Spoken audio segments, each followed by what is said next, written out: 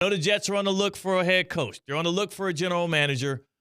What is your general sense for what would be a good fit for the current state of the New York Jets? Yep. So, look, it's going to be a long process. It's one that's going to be data-driven and process-driven. And I think, like, I've been involved with searches, guys, going back. I'm very lucky going back to literally like 2000, 2001. And I just know the best results are when you have the best process. I think you have to be patient and sort of let the marketplace and the data come to you. And then however it plays out, head coach emerges early, GM X emerges late, whatever it may be, however it goes. If you try to stick to a great process, typically you can get a really good result. Are you a GM before head coach guy? You know, like, it's funny. I used to probably be that, but I think now it's, however the marketplace goes. I think more fundamentally that's important, guys, is it's a partnership.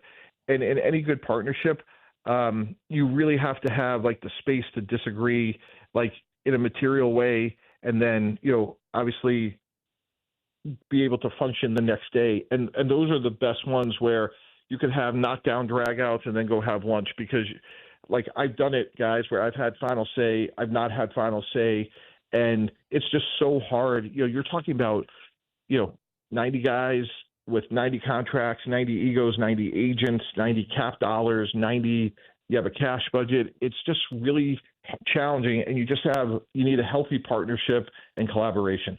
For yourself and the 33rd team, this is y'all's first time being involved in a coach and GM search on the NFL level. You've done it a lot on the collegiate level here. Obviously, y'all both have NFL experience here in the positions. What do you think is the biggest difference there between specifically what you think Woody Johnson and the Jets want versus the searches y'all have done in the past? Yeah, well, I've done searches for Woody Johnson as a member of the New York Jets. So I've been there, proud of our track record, hiring 4 coaches and making all those 4 go in the playoffs year one. And Rick Spielman has a ton of experience, guys, and was part of a very successful search last year with the Commanders. So, again, I think more importantly is to be experienced and to be organized, and then, again, just be great listeners and just go where the information takes you. And, again, when we hired Rex Ryan, for example, we didn't go in there saying, boy, we need a flamboyant defensive coach. And, we moved on from a defensive coach and Coach Mangini and replaced him with another one. And we got a great result. When it just every situation is different and unique. And again, I just think if you just say to yourself, we're not going to, overreact and be patient, more times than not, you'll get, the proper result. And Mike T, you're in that position where you actually are, colleagues with us here at ESPN with Rex Ryan. How serious is he about being a guy that wants to coach in this league and specifically wants to coach for the Jets?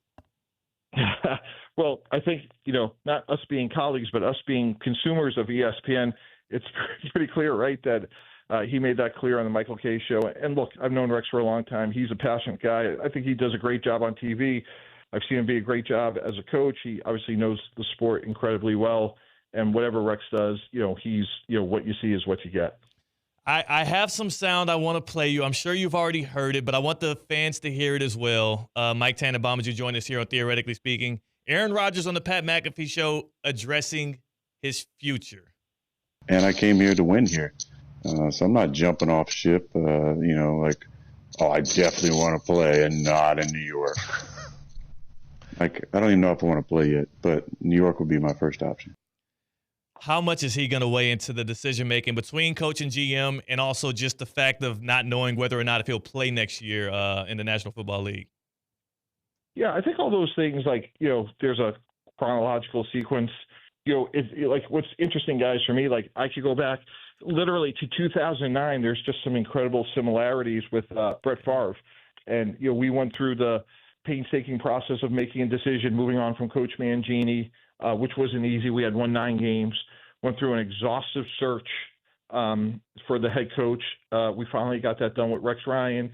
And literally the next day, Brett Favre walked into my office and said, you know what, Mike, if I play again, I'm probably going to play one more year, and I don't want to play here.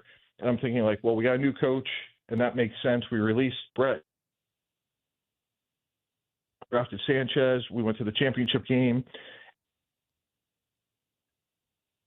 like whoever the head coach and GM is will sit down with all the players, including the quarterback, at the appropriate time. But that's really, guys, like a long time from now. Like we're sitting here, it's not even Thanksgiving. Yeah. And free agency is the second week in March. So that is just chronologically a long time from now. How close are the Jets to naming their new GM/head coach? Well, I just said, like, we just started the process, and, you know, under the rules, like, you can't even talk to most guys and women until, you know, the season is over, which is what, you know, the first and second week in January. So, you know, like I said, the process has literally just begun. So it's going to take a long time. And again, under the rules, these things take a while. Mike T, I know every time you join us on Tuesday, it's always a great conversation. We're curious. We had a caller tip, and we just want to clear something up. And feel free to, you know, comment on this however you want.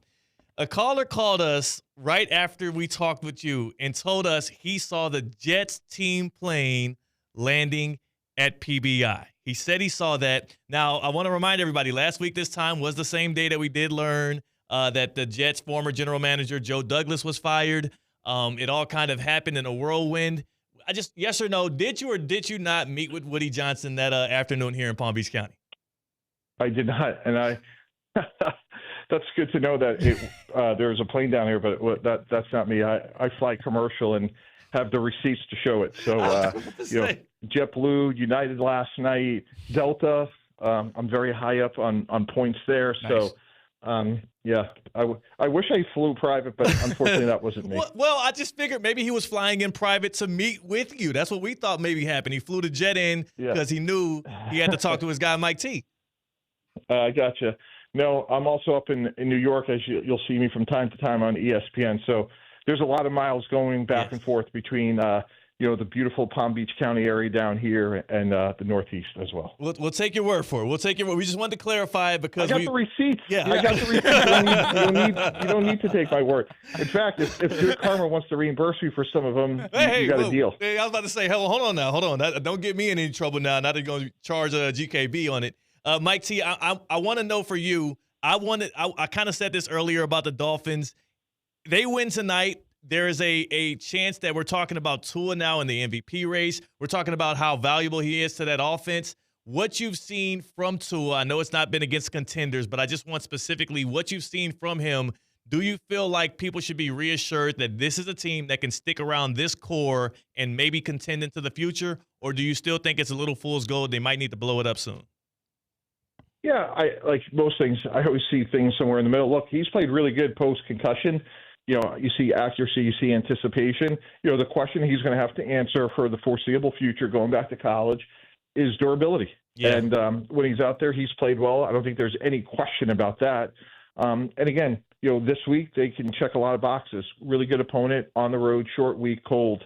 You know, it was like when we played the Patriots a decade ago, like we couldn't get to where we wanted at the Jets until we got past them. And, you know, for the Dolphins, like they're going to have to win some big games on the road in inclement weather to get to where they want to go. And for them, you know, they've earned the right. This is a big game, and it's the next opportunity for them.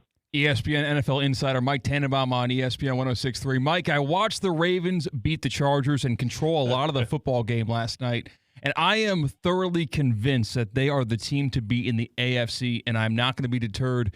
What is your read on that? Who is the favorite in the AFC in your eyes right now? Yeah, it's Buffalo for me. You know, the thing about the Ravens, and they play better on defense, but until you have a defense that can get off the field consistently on third down, it's hard to win consistently. Not saying you can't, but it's hard to win consistently if you're not off the field on third down. Yeah, I want to remind both of y'all that the two-time reigning champs are very good at getting off the field on third down in the Kansas City Chiefs, so let's just not forget about them in our praise of other AFC contenders. Mike T, I know you're a busy man. I know you gotta prep yourself for Thanksgiving as well to be the what was it again? The caloric intaker? What was it? Yes, exactly. Yeah. I'm the caloric intaker. The caloric intaker, Mike T, as he preps for a big Thursday. Just enjoy your week. Enjoy the coach and GM search with the Jets, and we'll chop it up with you next week here. Okay. Thanks so much, guys. Really appreciate it. Happy Thanksgiving to you. Happy Thanksgiving to you. That's our guy, Mike Tannenbaum, Mike T, who pulls up courtesy of Eisner Amper.